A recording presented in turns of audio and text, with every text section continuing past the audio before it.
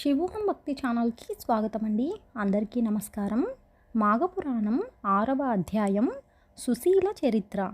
భోగాపురమను నగరంలో సదాచారుడు దైవభక్తుడగు ఒక బ్రాహ్మణోత్తముడు నివసించుచుండెను. అతనికి అందాల భరిన వంటి ఒక కుమార్తె కలదు. ఆ కన్య పేరు సుశీల.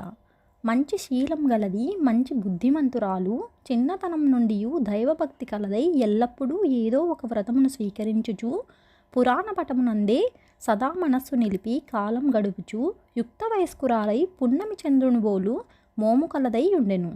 ఆమె గుణములు తెలుసుకుని ఆమె వద్ద అన్ని లక్షణములు ఉండుట వల్ల మృగశృంగుడు సుశీలనే పెండ్లి ఆడదల్చారు. ఒకనాడు సుశీల తన ఇద్దరి స్నేహితురాళ్లతో కలిసి కావేరీ నదికి స్నానమునకు బయలుదేరి వెళ్ళినది. ఆ సమయమున ఒక ఏనుగు అడవి నుండి ఘీంకారం పెట్టుచు వచ్చి స్నానార్థమై వచ్చిన ఆ ముగ్గురు కన్యలను తరమజొచ్చెను. వారు భయపడి ఏ దిక్కుగానక ముందు వెనుకలు చూడక పిక్కబలం కొలది పరుగిడబోవుచుండగా దారిలో గట్టులేని నూతిలో పడి ప్రాణములు విడిచిరి. ఆ సంగతి వారి తల్లిదండ్రులకు తెలిసి వచ్చి చూచుసరికి ముగ్గురు చనిపోయి ఉన్నారు. ఆ వార్త మృగశృంగునకు తెలియటచే అతడును వచ్చి ఆ ముగ్గురి మృతదేహములను చూశారు. ఎక్కడ లేని దుఃఖము కలిగింది.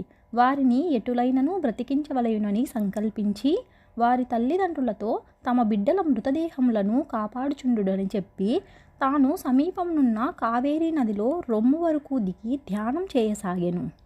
అంతలో అడవి అంతా గర్జించుకుంటూ తిరిగి ఆ ఏనుగు నీటిలో దిగి తపస్సు చేసుకుంటున్న మృగశృంగుని వద్దకు వచ్చినది. అయినను మృగశృంగుడు చలించలేదు. నిర్భయముగా ధ్యానిస్తూనే ఉన్నారు. ఏనుగు కూడా మృగశృంగునికి ఎదురుగా నిలబడి దీక్షగా చూడసాగింది. అటులా కొంచెం సేపు నిలబడి తటాలున తన తొండంతో మృగశృంగుని పట్టుకొని తన వీపుపైకెక్కించుకున్నది. అయినను ఆ బ్రాహ్మణ కుమారుడు భయపడక ఇది అంతయు శుభసూచకమని తలచినారు. నీరు మంత్రించి ఏనుగుపై చల్లెను. తన 2 చేతులతో దాని శరీరాన్ని నిమిరాడు. క్షణంలో ఆ ఏనుగు తన రూపం వదిలి ఒక దేవతా రూపంలో నిలబడి తనకు శాప విమోచనం కలిగించిన ఆ మృగశృంగునకు నమస్కరించి దేవలోకమునకు పోయెను.